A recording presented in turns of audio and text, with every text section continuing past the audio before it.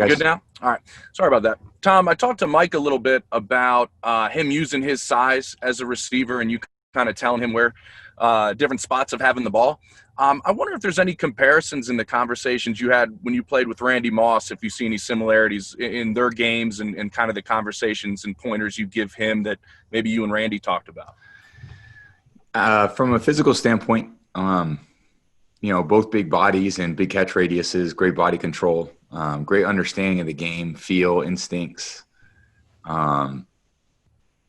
Randy's a Hall of Famer. I think Mike's going to be obviously 1, 2, and it's just it's been amazing to play with him. I love playing with Mike. He's been just spectacular from the day I met him, and admired him from afar for a long time, and just blessed to play with him and Chris, what he's accomplished in his short time in the NFL. So I think those two guys really lead the charge with our receivers, and they're great mentors for the younger players we have.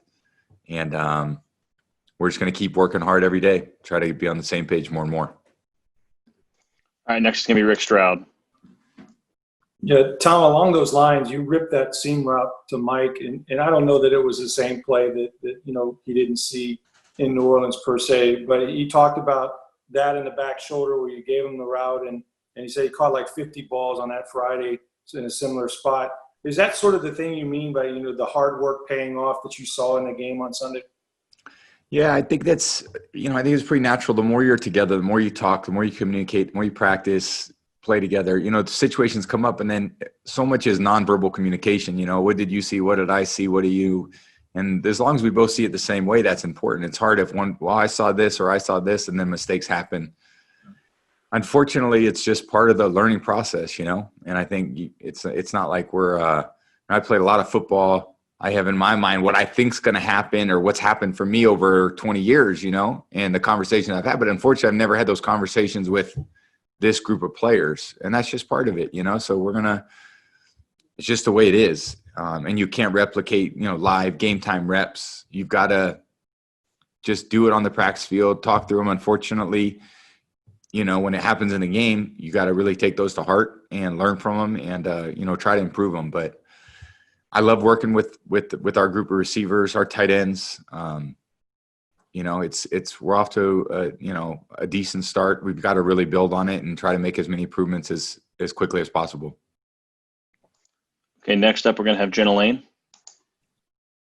Promise I won't cut you off this week. I won't interrupt you. I promise. All right, I'm holding you to that. Okay, I'm sorry, but I thought they were going to throw me in jail for that. No. Well, so speaking along the lines of tight ends, you have such a great track record with Rob Gronkowski and everything. Are you guys comfortable with where you two are at in this offense? I mean, he's had 4 targets, I want to say, 2 catches. I know he's used to maybe a little bit more, but yeah, are you guys comfortable with where you're at together in this offense, or is there still a lot of room to grow there? Well, I think we all have a lot of things we've got to, we're going to be improving from the time we started to the time we finish the season. So I don't think we can be discouraged by certain things. It's some weeks it's going to be some guys' weeks, other weeks it's going to be other guys' weeks, and everyone's working hard at practice to try to find, their spot, their role. We got to figure out what works or what combinations work or what we do well or what we don't do well, and that's just part of the season. And like I said, you wish everything would be perfect. That's just not the reality of football. There's too many things to orchestrate. There's too many moving parts. You just got to figure out ways to win games, and starts with eliminating negative plays, turnovers, penalties, putting ourselves in good situations to score points. Because in the end, it's got to be scoring more points than the other team. And if our defense gives up 40, we got to score more than that. If they only give up 3, we got to score more than that. And it's just you ebb and flow as the season goes. And some weeks the defense plays better, some weeks offense plays better, some weeks you get contributions to special teams, and either way, we got to figure out how to win the games when those present the opportunities for themselves when they present themselves to make them happen. We got to be able to do it. Okay, next is going to be Jeff Legwold. Tom, here in Denver, it is a quirk of your career maybe, but you've played the Broncos more than any other team outside your division, other than the Colts, and they were in the division when you started your career. But just some general recollections of yours of all your trips here. And then if you have a moment, Von Miller has always said you're one of his favorite players to face, and just your reaction to his season ending with the injury.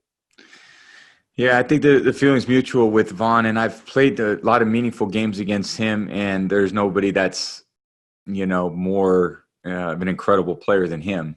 And it's tough to see guys miss football seasons and guys in the prime of their career. And, he's as good a player as there is on the defensive side of the ball in NFL history. He's just exceptional in every way. So, it's tough to miss him. I got a chance to know him a little bit over the years and enjoy my time with him. But, hope he gets back out there healthy, and I'm sure he'll be back, being the great player that he is next year. And as far as just playing against Denver, you're right. I've played there a lot and been in the AFC all those years, traveling to Denver, playoff games in Denver. It's an electric atmosphere. I don't think we're going to get quite that this coming Sunday, but it's one of the great places in the NFL to play, and the stadium's amazing. The setting's amazing. Gronk and I were talking about the 2015 game that we played against them and how crazy that game was. And they've just always been well coached. They are this year. Got a lot of tough, hard-nosed players. They play in a tough division. And, we're going to have to play good football to beat them this week. So we got to, take the things we've learned and try to apply them and make this our best week. We have time for a few more. Next is going to be Greg Allman.